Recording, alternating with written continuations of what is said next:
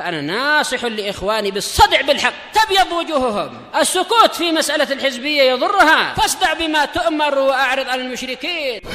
سلامي على دماج ورجالها والشيخ يحيى ودار العلم يا سعد بانيها.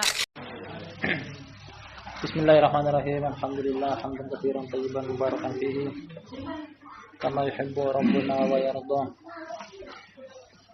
صلى الله على نبينا محمد وعلى آله وصحبه وسلم. أما بعد.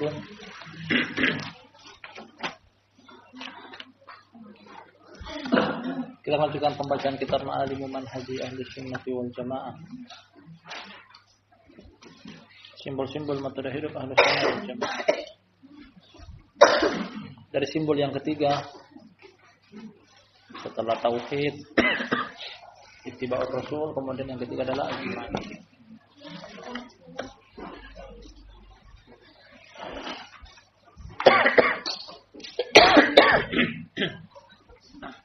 Dari awal pembahasan iman, penulis Syekh Shalih Fauzan mengajarkan kepada kita tentang yang terbentuk keimanan adalah meyakini bahwasanya Allah memiliki hak. Allah Subhanahu wa taala memiliki hak dan hak Allah adalah diibadahi. Rasul sallallahu alaihi wasallam memiliki hak dan hak Rasul adalah paling pertama dikenali bahwa beliau datang membawa risalah. Beliau diangkat menjadi nabi. Hak beliau juga diantaranya adalah dicintai, diikuti, dan dijadikan sebagai panutan dan suri tauladan. Dari dua hak ini, hak Allah dan hak Rasul, beliau berikan peringatan, jangan dicampur aduk. Dan hendaknya dipilah antara hak Allah yang lebih dahulu dan hak Rasul sallallahu alaihi wasallam pada urutan kedua. Kita akan baca alinea berikutnya. Masih pada halaman ke-22 baris terakhir.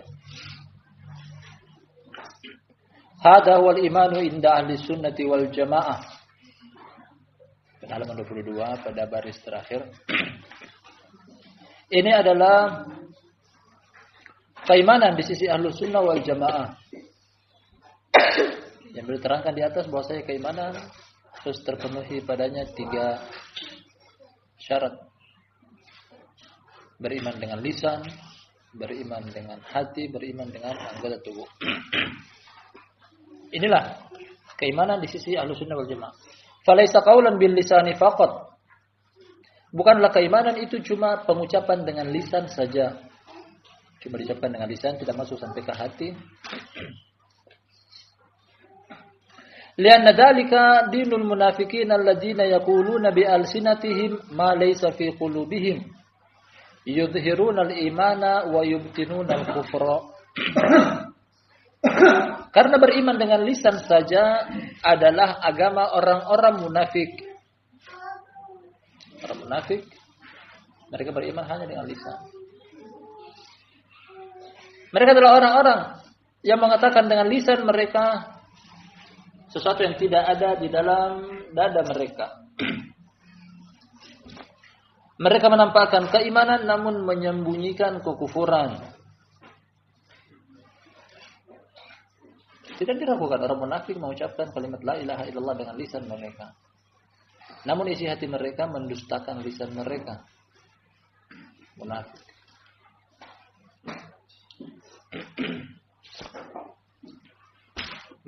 Beriman hanya bentuk zahirnya, namun kafir dalam bentuk batinnya. Mereka menempatkan diri di tengah. Namun apa vonis dari Allah Subhanahu wa taala kepada mereka? Dalam Al-Qur'anul Karim kata Allah Subhanahu wa taala, "Hum lil kufri yawma idzin aqrabu minhum lil iman." Ya, orang-orang munafik kepada kekufuran mereka lebih condong, lebih dekat daripada keimanan.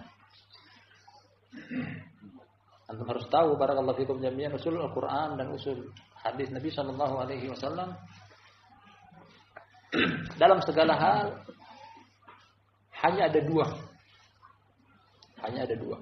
Wa min kulli syai'in khalaqna zawjayn la'allakum tadhakkarun. Kata Allah Subhanahu wa taala, masing-masing segala sesuatu kami ciptakan berpasang-pasangan, hanya ada dua, tidak ada tiga.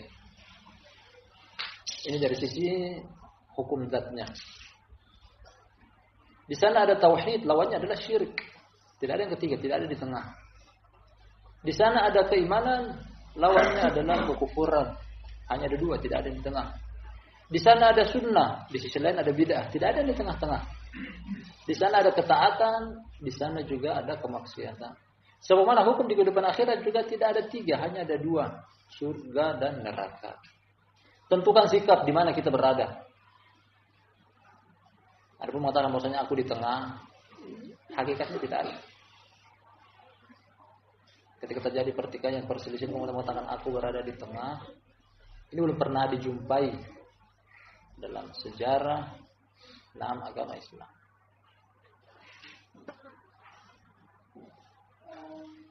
Di era Nabi Shallallahu Alaihi Wasallam, ketika hanya ada dua status, mukmin dan kafir. Orang munafik mereka mau menempatkan diri di tengah. Kata Allah Subhanahu wa taala, "Wa idza laqul ladina amanu qalu amanna wa idza khalu ila syayatinihim qalu inna ma'akum innama nahnu mustahzi'un." Orang munafik mengatakan, kami pergi ke mereka dan pergi ke orang mukmin, kami katakan kami bersama kalian. Namun ketika mereka kembali ke syaitan mereka, orang-orang kafir mereka, teman-teman akrab mereka memberikan jawaban berbeda dengan ketika datang ke kelompok yang pertama orang mukmin. Tidak, kami bersama kalian, kami bersama mereka, hanya mengejek saja.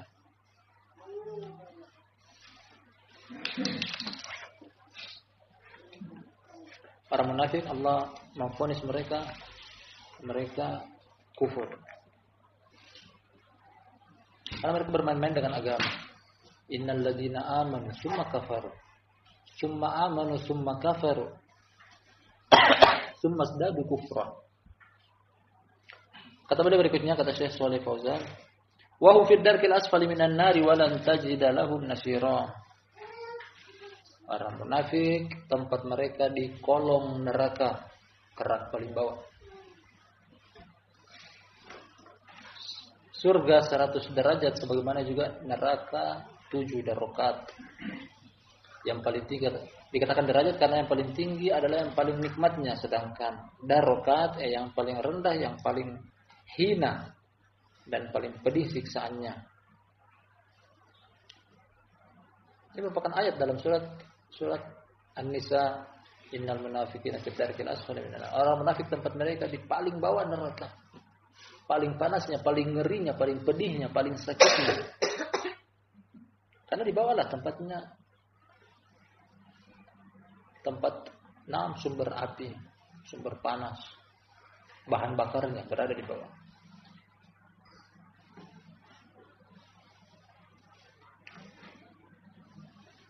Tiga pihak yang Al-Quranul Karim mengkekalkan mereka di dalam neraka. Munafik pada urutan pertama, paling bawah. Kemudian yang kedua, Ahlul Kitab dan orang-orang musyrik. Innal ladzina kafaru min ahlil kitabi wal musyrikina fi nari jahannam khalidina fiha. Kata Allah Subhanahu wa taala, sesungguhnya orang-orang kafir dari kalangan Ahlul Kitab, Yahudi dan Nasrani, wal musyrikin, dan juga orang-orang yang menyekutukan Allah, fi nari jahannam, mereka tempatnya di neraka jahannam khalidina fiha, mereka kekal di dalamnya. Di pihak-pihak yang dikekalkan oleh Al-Qur'anul Karim di dalam neraka, munafik, Yahudi, Nasrani, musyrik.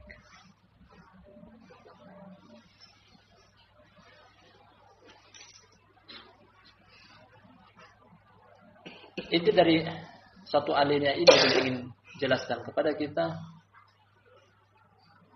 tentang materi keimanan, keterkaitannya dengan orang munafik. Barang siapa yang beriman hanya dengan lisan dia, namun tidak masuk keimanan ke dalam dada dia, menyerupai orang-orang munafik wal iyadu billah yang terancam dengan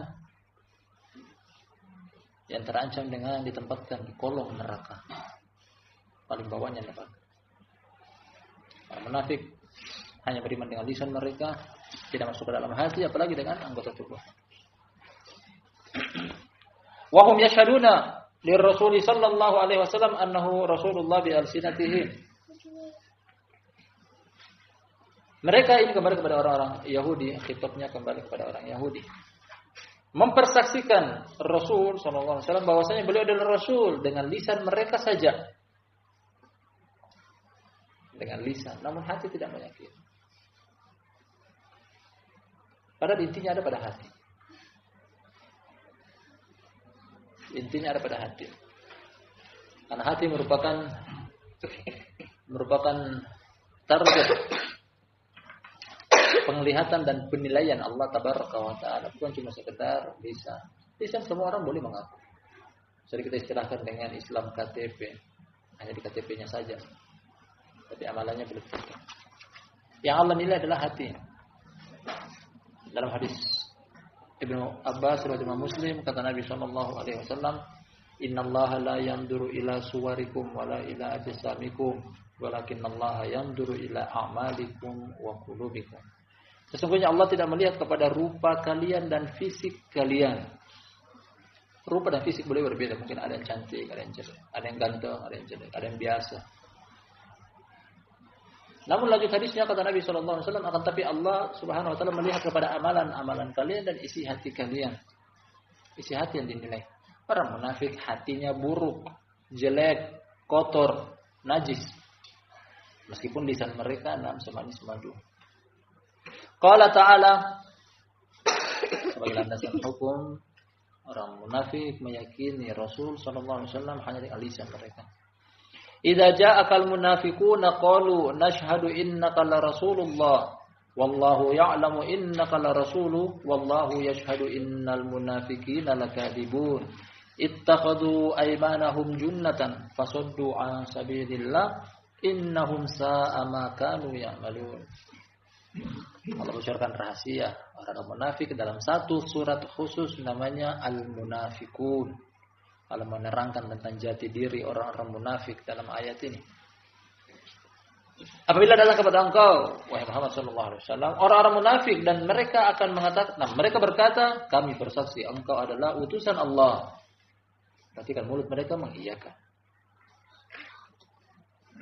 Sedangkan Allah mengetahui bahwasanya engkau adalah utusannya. Dan Allah bersaksi bahwasanya orang-orang munafik berdusta.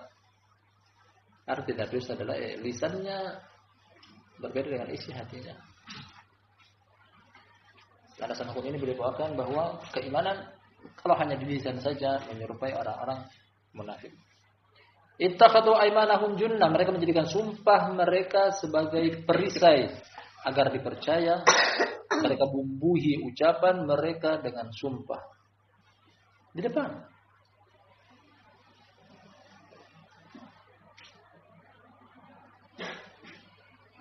Orang munafik menyembunyikan kejelekan dan kebobrokan mereka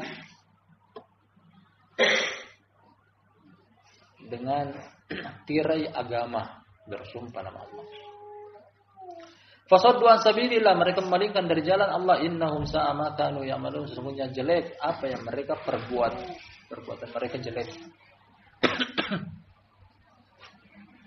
Sampai pada titik ini penulis ingin ajarkan kepada kita, beriman hanya dengan lisan saja tidak cukup.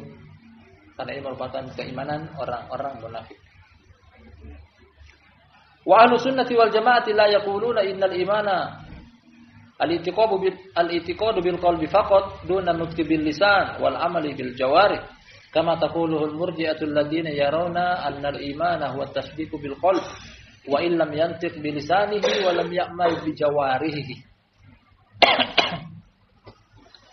Kalangan Ahlus Sunnah wal Jamaah mereka berpendapat bahwa ini yang tepat. Setelah beliau mengeluarkan materi-materi keimanan bukan bagian daripada keimanan seperti keimanannya orang munafik, beliau masukkan lagi ikat bahwasanya akidah Ahlus Sunnah wal Jamaah meyakini bahwasanya keimanan Ahlus Sunnah wal Jamaah mereka tidak mengucapkan bahwasanya keimanan hanya dengan keyakinan hati saja, tanpa pengucapan lisan dan amalan anggota tubuh. Tidak cukup kalau beriman hanya dengan hati saja. Beriman hanya dengan hati saja belum cukup. Ini adalah pendapatnya Murji'ah. Kelompok namanya Murji'ah. Mereka mengatakan keimanan cukup dengan keyakinan hati. Seandainya pun engkau tidak sholat, yang penting la ilaha illallah ada di dalam hati. Keimanannya sederajat dengan keimanannya malaikat Jibril. Ini pendapat yang keliru, salah, bahkan sesat. Orang-orang Murji'ah mendefinisikan tentang keimanan cukup pengenalan Allah di dalam hati kita meskipun tidak diucapkan. Mereka mengatakan yang kelompok Murji'ah al-iman huwa tasdiqu bil qalb. Keimanan adalah pembenaran dengan hati saja. Kalau hal ini kita jadikan sebagai tolak ukur tentang keimanan, begitu banyak orang-orang pelaku kebatilan masuk di dalam lingkaran keimanan. Iblis alaihi laknatullah meyakini Allah adalah Rabb. Makanya dia minta waktu tangguh. Dia tahu Allah mampu untuk memberikan dia waktu tangguh sampai tegaknya hari kiamat. Fir'aun alaihi laknatullah meskipun lisannya mengingkari tentang keberadaan dan wujud Allah, tapi hati kecilnya mengiyakan. Kemarin kita sebutkan kisahnya bahwasanya karena ragunya Fir'aun alaihi laknatullah, dia tidak yakin kalau dia adalah Rabb, bahkan dia meyakini dengan hati kecilnya bahwasanya di sana ada Rabb, Rabbnya Musa. Diperintahkan kepada arsiteknya namanya Haman, disebutkan oleh Allah dalam surat Ghafir. Wahai Haman, bangunkanlah aku bangunan yang tinggi, bangunan-bangunan di Mesir, piramida. Aku akan naik ke atas langit dan melihat Rabbnya Musa, melihat sesembahannya Musa. Kalau seandainya dia yakin bahwasanya memang betul tidak ada Rabbnya Musa, untuk apa membangun bangunan tinggi? Tapi hati kecilnya mengiyakan.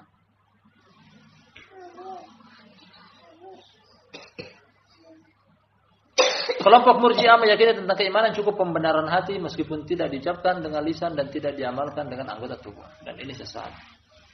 Yang paling tepat harus terpenuhi 3 syarat ini.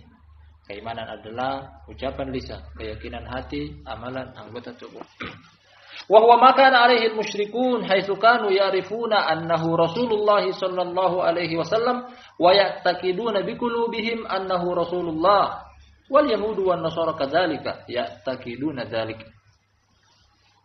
Nah, keimanan hanya dengan pengenalan dalam hati tapi mengingkari dengan lisan, ini seperti keimanannya orang-orang musyrik. Mereka meyakini tentang Allah, keberadaan Allah. Mereka meyakini.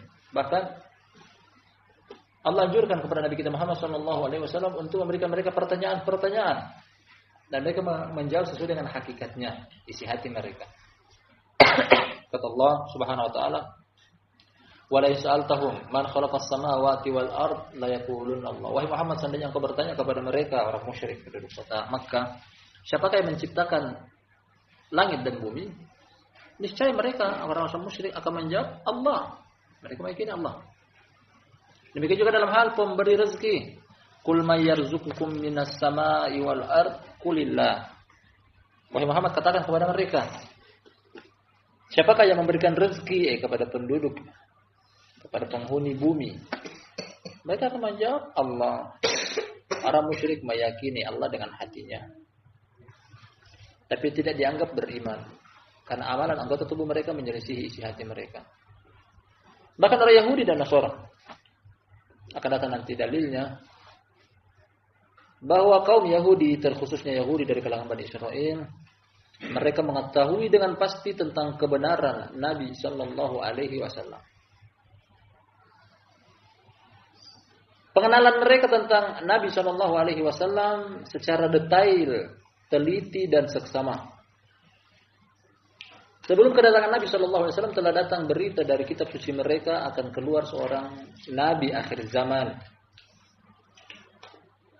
Diberitahukan dalam kitab suci mereka bahwasanya tempat keluarnya Nabi akhir zaman tersebut berada di sebuah kota kecil yang diapit oleh 2 gunung batu hitam. Di tengah-tengahnya terdapat kebun kurma. Mereka menelusuri seluruh jazirah Arab, mereka dapati itu adalah kota Madinah. Kota Madinah. Sebelum Nabi SAW masuk ke kota Madinah, orang Yahudi masuk lebih duluan. Ada 3 komunitas Yahudi di sana. Ada Bani Qainuqa, Bani Nadir, dan Bani Quraidah. 3 komunitas besar orang Yahudi, 3 suku besar kaum Yahudi telah masuk duluan ke sana. Nabi SAW masih di kota Makkah. Ya, mereka tahu, mereka cari di mana letak kota hijrah Nabi SAW yang diberitakan di dalam kitab suci mereka. Jadi mereka tahu. Kemudian berita yang kedua, sifat-sifat beliau pun ada di kitab suci mereka. Sifat beliau ada beberapa tempat di dalam Al-Quran, datang dari surat Al-A'raf, datang juga dari surat Al-Fath. Kata Allah Subhanahu wa taala, Muhammadun Rasulullah walladzina ma'ahu asyidda'u 'alal kuffari ruhama'u bainahum tarahum ruk'an sujjadan yabtaguna fadlan min rabbihim wa ridwana simahum fi wujuhihim min atharis sujud. Ini intinya. Dalika mathaluhum fit Taurati wa mathaluhum fil Injil. Sifat yang disebutkan di depan tentang Muhammad dan orang-orang yang bersama beliau telah ada di dalam Taurat, telah ada dalam Injil. Bahwasanya mereka memiliki sifat ruk'an sujjadan, banyak ruku dan banyak sujud. Artinya rajin sholat. Nabi SAW dan umat beliau memiliki sifat rajin sholat. Sifat diberitakan. Lebih daripada itu lagi, bahkan secara detail nama beliau pun diketahui. Secara detail bahkan nama. Datang berita dari Nabi Isa alaihissalam. Idh qala Isa ibn Maryam ya bani Israil inni rasulullah ilaikum musaddiqan lima baina yadayya minat Taurati wa mubasysyiran bi rasulin ya'ti min ba'di ismuhu Ahmad. Nama pun tahu. Kurang apa berita kitab suci umat terdahulu tentang kedatangan, berita tentang kedatangan Nabi sallallahu alaihi wasallam. Orang Yahudi tahu. Orang Nasara tahu. Makanya kata Allah Subhanahu wa taala, ya'rifunahu kama ya'rifuna abna'ahum. Orang-orang Yahudi mereka mengetahui bahwasanya kenabian Nabi Muhammad SAW sebagaimana mereka mengetahui sendiri tentang anak-anak mereka, anak keturunan mereka. Namun mereka mengingkarinya karena orang Yahudi tahu Nabi SAW adalah nabi. Hanya saja mereka mengingkari karena mereka iri ternyata yang mereka nanti-nanti Nabi akhir zaman dari kalangan Bani Israel, dari kalangan keturunan mereka. Tapi kenapa kok datangnya dari bangsa Arab? Yang bangsa Arab pada waktu itu adalah bangsa yang dijajah, bangsa yang hina, tidak ada kerajaan, tidak ada kekuasaan, tidak ada kejayaan. Di waktu itu yang berjaya adalah kaum Romawi dan kaum Persia.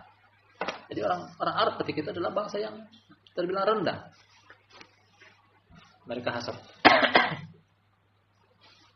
Di orang Yahudi, orang Nasara, orang musyrik ada keimanan mereka dari sisi hati. Hati mereka meyakini tentang kebenaran Nabi Shallallahu Alaihi Wasallam. Namun mereka enggan untuk mengucapkan dengan lisan.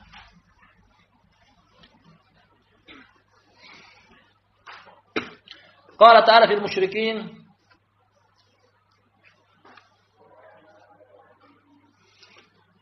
yang begitu mirisnya barakallahu fikum jami'an, telah kita dapatkan penjelasan dan keterangan yang dipaparkan oleh sang penulis Syekh Shalih Fauzan. Maksudnya orang musyrik meyakini dengan hati. Orang Yahudi, orang Nasrani meyakini dengan hati bahwasanya Nabi Muhammad SAW adalah Nabi akhir zaman. Yang begitu disayangkan orang yang lahir dari kecil dengan status agama Islam namun tidak percaya dengan Nabi SAW. Ini sangat miris. Sangat sungguh disayangkan. Orang Yahudi saja meyakini. Dengan hati mereka meskipun lisan mereka tidak meyakininya. Orang musyrik meyakini. Maka Nabi SAW ketika beliau menyampaikan pertama kali orasi beliau di Bukit Sofa. Di Bukit Sofa. Ketika turun kepada Nabi SAW, wa anzir asyiratakal aqrabin. Wahai Muhammad, berikanlah peringatan kepada anggota keluarga engkau yang dekat. Kali pertama beliau naik ke Bukit Sofa, mengumpulkan seluruh umat manusia di kota Makkah. Beliau bertanya secara pribadi kepada mereka semuanya, apabila aku beritakan kepada kalian bahwasanya akan datang pasukan perang yang sangat banyak dari balik gunung ini, akan menyerang kota kalian, apakah kalian mempercayai aku? Orang musyrik seluruhnya dengan satu jawaban dan tidak ada perselisihan di antara mereka, ma jarrabna 'alaika kadiban. Kami tidak pernah mendapati dari engkau satu kedustaan pun. Orang musyrik saja yakin. Sungguh sangat disayangkan ada orang terlahir dalam keadaan beragama Islam dari kecil namun masih tidak percaya dengan sosok Rasulullah sallallahu alaihi wasallam. Mudah-mudahan kita tidak termasuk di antara orang-orang tersebut. Qala ta'ala fil musyrikin, Allah berkata pada orang-orang musyrik, qad na'lamu annahu qad na'lamu innahu la yahzunuka alladhi yaqulun fa innahum la yukadzibunaka walakinna adh-dhalimina bi ayatillahi yajhadun. Ini orang musyrik. Perhatikan dengan seksama Allah bocorkan rahasia mereka kepada kita di dalam Al-Quran surat Al-An'am ayat yang ke-33. Kami telah mengetahui wahai Muhammad. Allah katakan demikian. Innahu la yahzunuka alladhi yaqulun, sesungguhnya membuat dada engkau sempit terhadap apa yang mereka ucapkan. Apa ucapan orang musyrik? Kontradiktif. Terkadang dikatakan pendusta, terkadang dikatakan orang gila, terkadang dikatakan penyihir, dukun. Nah, penyair. Tuduhan-tuduhan yang tidak tepat dan tanpa bukti. Itu membuat dada Nabi SAW sesat. Namun kata Allah Subhanahu wa taala setelahnya sebagai penyejuk hati beliau, fa innahum la yukadzibunak. Hanya saja mereka tidak mendustakan engkau. Al-haq meskipun mau disembunyikan oleh orang-orang pelaku kebatilan, al-haq akan muncul dengan sendirinya. Capek. Mau menyembunyikan al-haq hanya capek yang didapati. Al-haq ibaratnya seperti matahari di siang hari. Siapa yang sembunyikan? Dengan kekuatan apa bisa kita sembunyikan? Mereka tidak akan mendustakan engkau. Walakinnadh dhalimina bi ayatillahi yajhadun. Hanya saja orang-orang zalim terhadap tanda-tanda kebesaran Allah mereka mengingkarinya. Ahlul haq demikian. Kita perlu takut ketika menyampaikan al-haq. Seandainya pun orang-orang berusaha untuk menyembunyikan cahaya al-haq. Nah, perhatikan perkataan Allah Subhanahu wa taala, "Huwallazi arsala rasulahu bil huda wa dinil haq liyudhhirahu." Kata Allah Subhanahu wa taala, Dia yang mengutus nabinya, rasulnya, utusannya dengan petunjuk dan agama yang hak, liyudhhirahu, agar Allah mengunggulkannya, Allah memenangkannya.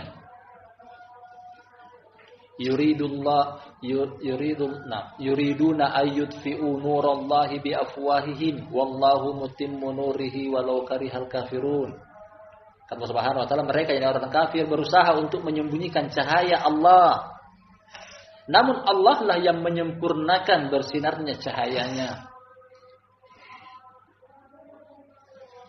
Yang mau menyembunyikan agama Allah, dia akan berhadapan langsung dengan Allah, pemilik agama ini. Wa qala ta'ala fil yahudi wan nasara, demikian juga tadi di atas orang musyrik. Sekarang orang Yahudi dan Nasara. Mengetahui pasti tentang kenabian Nabi kita Muhammad sallallahu alaihi wasallam, alladzina atainahumul kitaba ya'rifunahu. Orang-orang yang ditetapkan kepada mereka kitab, kitab suci umat terdahulu, Injil dan Taurat. Mereka mengetahuinya, yakni Muhammad sallallahu alaihi wasallam, kama ya'rifuna abna'ahum, sebagaimana mereka mengetahui anak-anak mereka. Siapa di antara kita tidak kenal anak kita, darah daging kita, buah hati kita, lahir dari diri kita, pasti kenal. Berapa banyak, berapa usianya, berapa namanya, mana jenis kelamin laki-laki, mana jenis. Sesuatu yang tidak mungkin kita ingkari. Allah menerangkan tentang orang Yahudi, orang Nasrani. Nah, orang Nasrani mengetahui dengan pasti Nabi Muhammad SAW bagaimana mereka mengetahui tentang anak-anak mereka. Tadi kita sebutkan di depan ada tiga berita tentang kenabian Sallallahu Alaihi Wasallam, tempat hijrah beliau, bahkan mereka sendiri turun ke kota yang diisyaratkan dan diinisialkan oleh kitab suci mereka, kota Madinah. Sebuah kota kecil yang diapit oleh dua gunung batu hitam, di tengahnya terdapat kebun kurma yang subur. Mereka dapat itu adalah kota Madinah. Mereka juga mengenal dengan pasti tentang sifat-sifat beliau. Kata Allah Subhanahu wa taala, alladzina yattabi'una an-nabiyyal ummiyya alladzi yajidunahu maktuban indahum fit Taurati wal Injil ya'muruna bil ma'ruf wa yanhahum 'anil munkar wa yuhillu lahum at-tayyibati wa yuharrimu 'alaihim al-khaba'ith wa yad'uhum israhum wal aglal allati kanat alaihim. Allah menerangkan bahwasanya yang orang-orang yang beriman kepada Nabi, yang buta huruf, buta aksara, tidak bisa baca, tidak bisa menulis, mereka mendapati dalam kitab suci mereka memiliki sifat-sifat seperti ini, memerintahkan kepada kebaikan, mencegah daripada kemungkaran. Menghalalkan yang baik-baik, yang mengharamkan yang buruk-buruk, dan mengangkat perkara-perkara yang dahulunya di agama mereka berat yang menjadi ringan. Ini sifat Nabi kita Muhammad SAW ada dalam kitab suci terdahulu. Bukan cuma sifat saja, bahkan nama. Nama pun disebutkan oleh Nabi Isa alaihissalam.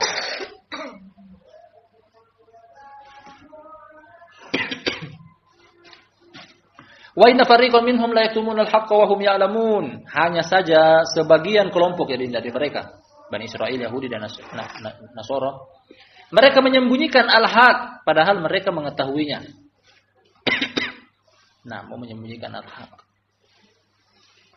Al-haqqu min rabbika fala takunanna minal mumtarin. Al-haq datang dari Rabb engkau, janganlah engkau termasuk orang-orang yang ragu. Jangan termasuk orang-orang yang ragu. Kemudian satu hal yang pasti, ikhwanul kiram, al-haq ketika datang kepada kita jangan coba-coba untuk menolaknya. Seandainya pun berat rasanya. Seandainya pun datang dari arah musuh. Karena akan dikategorikan orang yang sombong, dan sombong tempatnya di neraka. Al-haq ketika datang kepada kita dari siapapun datangnya, dari kawan ataupun lawan, orang jauh ataupun orang dekat, orang yang kita senangi ataupun orang yang kita benci, ketika datang membawa al-haq harus diterima dan jangan ditolak.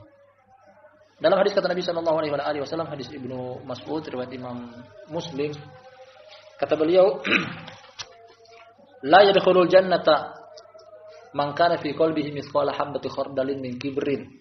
Tidak akan pernah masuk ke dalam surga seseorang yang terdapat di dalam hatinya sebesar biji sawi kesombongan.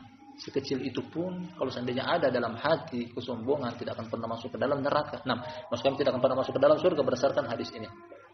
Lanjut hadisnya, sebagian sahabat bertanya, "Ya Rasulullah, inni uhibbu an takuna na'li hasana wa thawbi hasana. Apa minal kibri dak?" Wahai Rasulullah, aku senang memakai sendal yang bagus, baju yang bagus. Apakah itu termasuk kesombongan? Sebagian orang mungkin ketika memakai pakaian yang bagus, ada unsur pamer, berbangga diri. Nabi SAW ditanya akan hal tersebut. Wahai Rasulullah, aku senang pakai sandal yang bagus, baju yang bagus. Apakah itu termasuk kesombongan? Kata beliau, la, innallaha jamilun yuhibbul jamal. Al-kibru batarul haqqi wa ghamtun nas. Tidak. Allah maha indah dan senang dengan yang indah-indah. Kesombongan adalah menolak al-haq dan meremehkan orang lain. Nah, al-haq ketika datang kepada kita, jangan coba-coba, jangan sekali-sekali untuk menolaknya. Seandainya pun pahit rasanya. Karena konsekuensi dari menolak al-haq ini dia sombong, dan kesombongan menggiring kepada tidak akan pernah masuk ke dalam surga, waliyadzubillah. Sedikit lagi kita ambil. Falaysa al-iman huwa at-tasdiqu bil qalbi duna an-nutqi wa duna al-amali, kama hiya aqidatul murji'ah.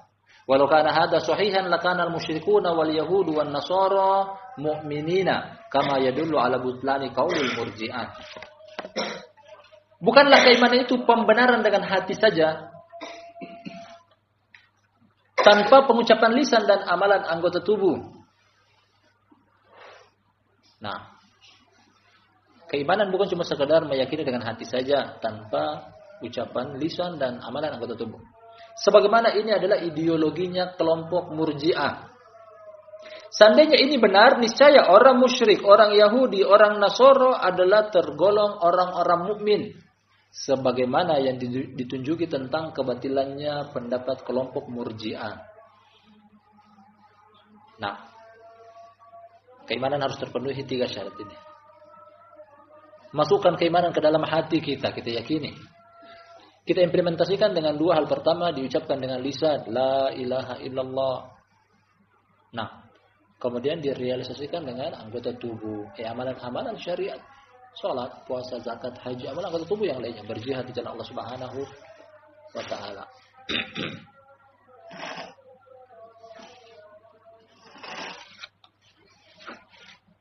Nah, mungkin cukup sampai di sini pada pembahasan keimanan bertambah dengan ketaatan, insyaallah kita akan ambil pada lain kesempatan. Barakallahu fikum jami'an. Terima kasih banyak atas kehadirannya. Nabi dan Qur'annya mohon dimaafkan. Subhanakallahumma wa bihamdika asyhadu an la ilaha illa anta astaghfiruka wa atubu